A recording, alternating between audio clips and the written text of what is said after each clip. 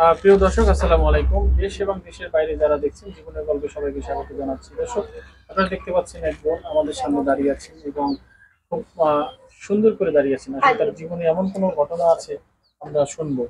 চলুন কথা বলি। আসসালামু আলাইকুম। ওয়ালাইকুম আসসালাম। কেমন আছেন? জি ভাইয়া, কোন রকম আছি। কোন রকম কেন? এই যে ভাইয়া, অনেক কষ্ট কইরা। অনেক কষ্ট? কি নাম জি। আপনার? সোনালী। সোনালী। দেশের বাড়ি কোথায়? ঢাকা, যশোর। যশোর। ঢাকায় থাকেন? ওহো। এই জন্য ঢাকা চলে আসে নাকি? হুম। পরিবারে কে কে আছে? পরিবার, আমি আমার মায়ের কাছে থাকি। আমার মায়ের পিঠে টিউমার আছে, এর জন্য কষ্ট করে প্রতিবেদনের সামনে আসা। কারণ সাহায্য করার মতন কেউ নেই। সাহায্য করার মতন কেউ না, নেই? বাবা থাকে ভারতে। আচ্ছা, বাবা দেশের বাইরে থাকে। ওহো। যোগাযোগ করে না? না, কেন? কারণ উনি আরেকটা বিয়া কইরা ওখানে থাকে। আর একটা বিয়ে করে চলে গেছে? হো। আচ্ছা, তো কেন চলে গেল? কারণ আমার মায়ের লোকের সাথে দিন তো আর থাকতে চায় না, এর জন্য। আপনার মায়ের সাথে থাকতে চায় না? হুম। কয় ভাই বোন আপনারা? আমি একাই। আপনি একাই?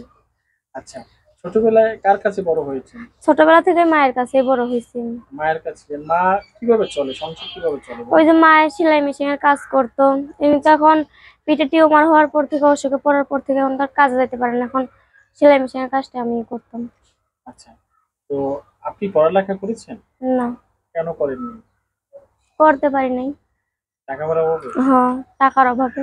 কেন, সরকারি স্কুল আছে, আপনি কেন করেননি? না, ইচ্ছা ছিল না? ইচ্ছাই ছিল না। নাকি প্রেম করার ইতে? না, প্রেম করিনি। প্রেম করেননি? না। আপনার চোখ বলতেছে করছে। না, কয়টা করছেন বলেন? একটাও করিনি। একটা করেননি? না, আপনি এত হাসেন কেন? এমনি। এমনি? যার মা অসুস্থ তার মুখে এত হাসি কেন? কষ্টে থাকার কথা তো। কষ্ট তো আছে। তো কষ্টের মাঝে হাসি থাকে হয় নাকি? হুম। আচ্ছা, এখন আপনি কি করেন? এই লোকের বাড়িতে সেলাই মেশিনের কাজ করি। কয় টাকা পান?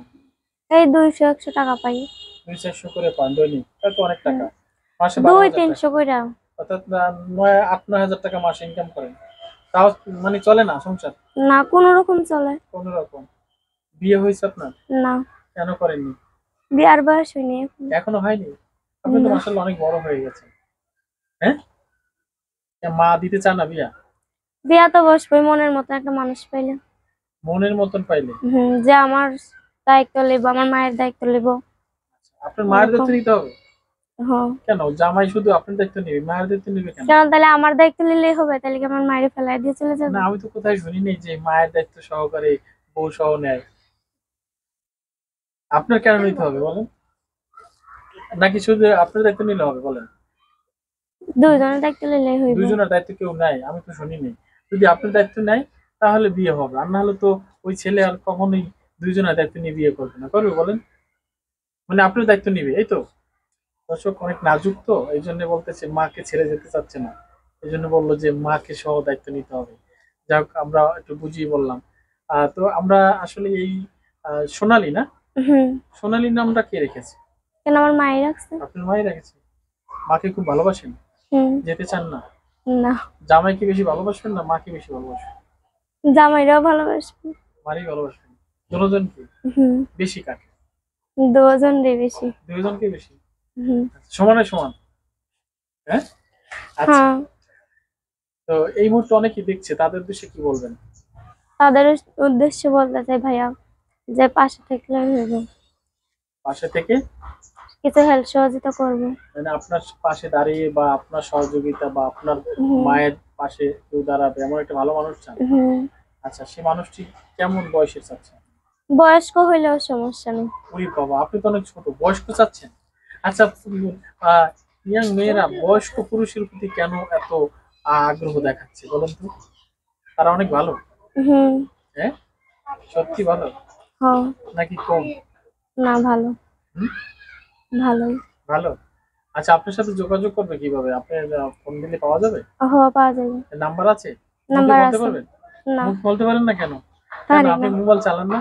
মা হুম। চালায়? বাটন মোবাইল আছে। Button mobile? মোবাইল চালায় কেটে? মা ধরবে না আপনি ধরবেন? আমিই ধরবো। আপনি ধরবেন? মা হুম। কিছু বলবে না? না। আচ্ছা, আমরা শুনবো তার কাছে নাম্বারটা।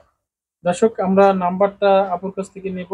নাম্বারটা হচ্ছে 0174327778851। দর্শক, নাম্বারটা আমরা আবারও বলছি, 017432777851 এই নাম্বারটা ফোন দিলে সোনালীর কাছে চলে আসবে এবং সোনালীর মাও ধরতে পারে। আপনারা অবশ্যই সোনালীকে চাইলে পাওয়া যাবে। ধন্যবাদ সবাইকে। আর কিছু বলার আছে? এই মুহূর্তে অনেকেই দেখছে, একটু হাই দেন। হ্যাঁ, হাই দেন, আপনাকে তো অনেক সুন্দর লাগছে।